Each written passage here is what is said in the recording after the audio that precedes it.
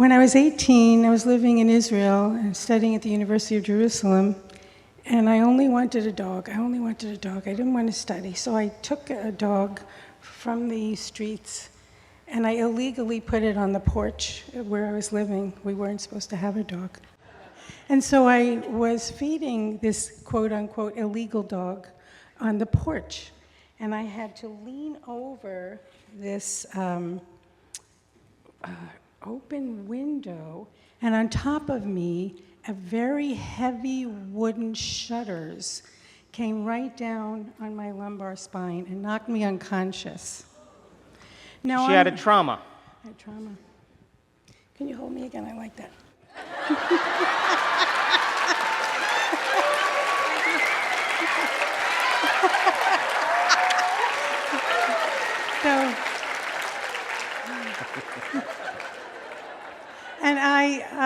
But when we're 18, as you perhaps remember, we're all invincible.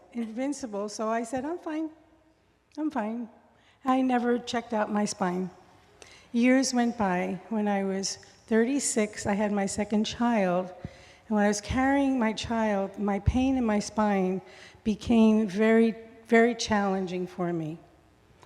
So then it became 36 years later, at the age of 70, which I was last year, when I realized that I have this big gap, like we have in that book, Breaking the Habit of Being Ourselves, where there's a gap between how we're acting and how we really feel.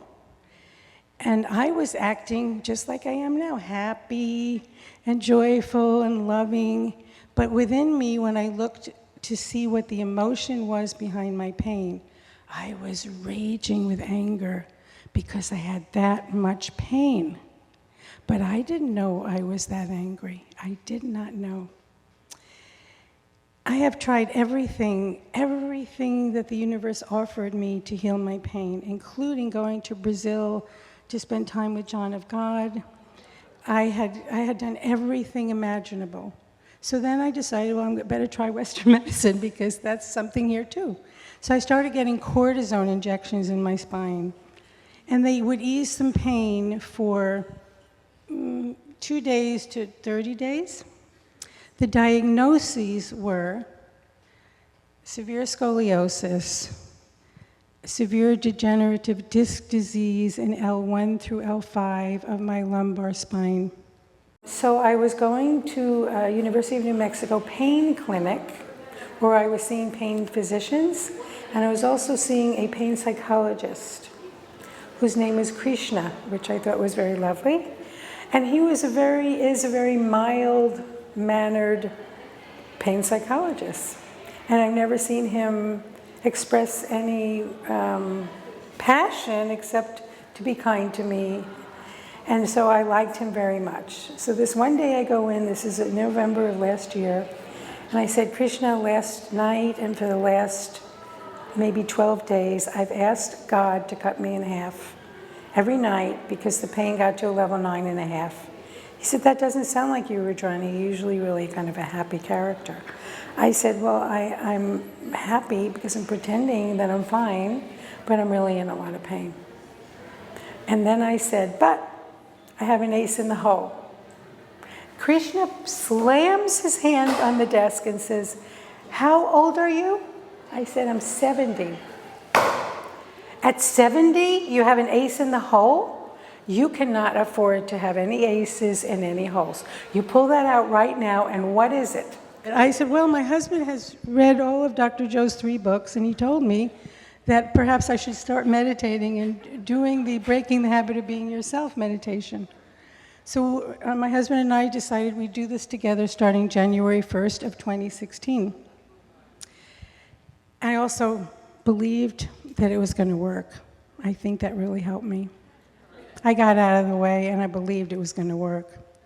So we started the meditation January 1st. I signed up for the Austin workshop January 19th.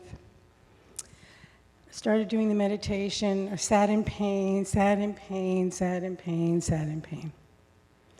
I used that word change as a mantra, as a word that meant everything to me. Change, change, change, I would say. Every time a twinge of pain, every time a thought of pain, every time a memory of pain came up to me. Now, you know what? Remember the Breaking the Habit of Being Yourself meditation, where you start becoming conscious that you're going unconscious, and you stop and you say, change?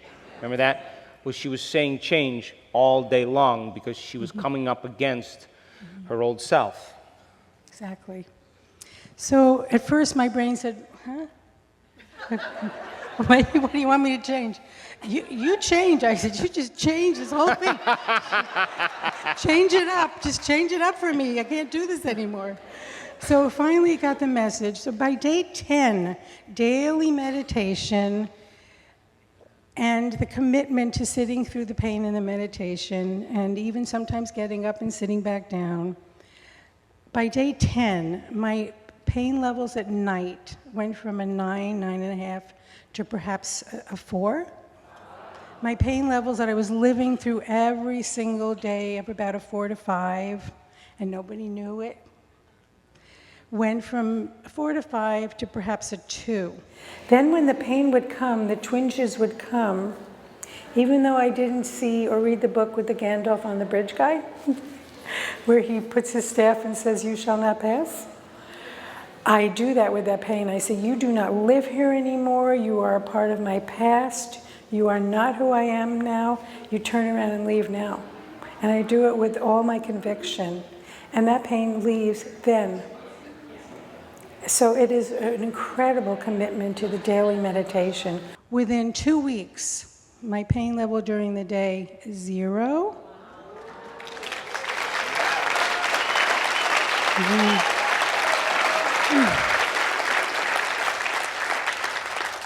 And I remembered to say how grateful every moment I could of every day that this was really happening to me.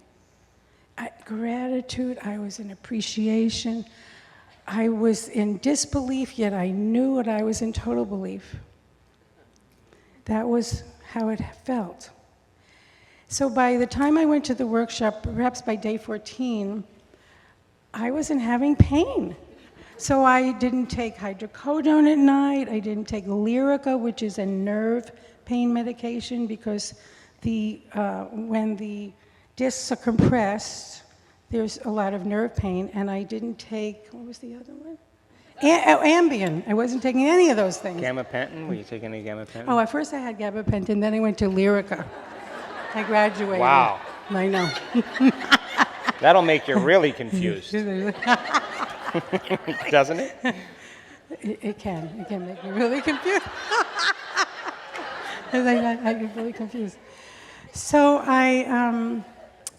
what I did in the meditation was I saw in my mind huge, huge spongy discs. I mean, I was 6 foot tall. I was really tall. I am really tall.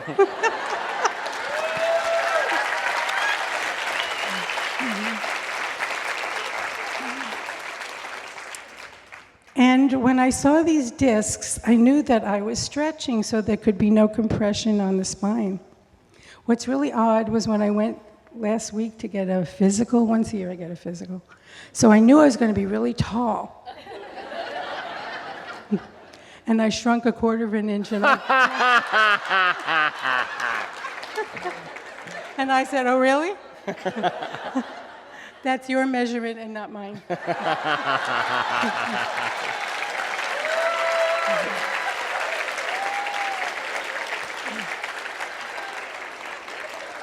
So it's about the commitment. It's truly about that commitment of sitting, doing the meditation, getting yourself out of the way, imagining what it is that you believe is yours. It's already yours. And I knew that the healing could happen. And I did get out of the way, and it did happen. And now I'll get a phone call every once in a while. You still okay? Yes, I'm very okay.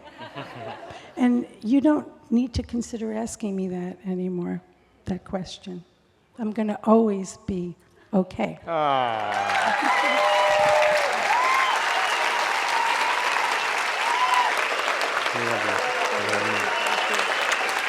Yeah.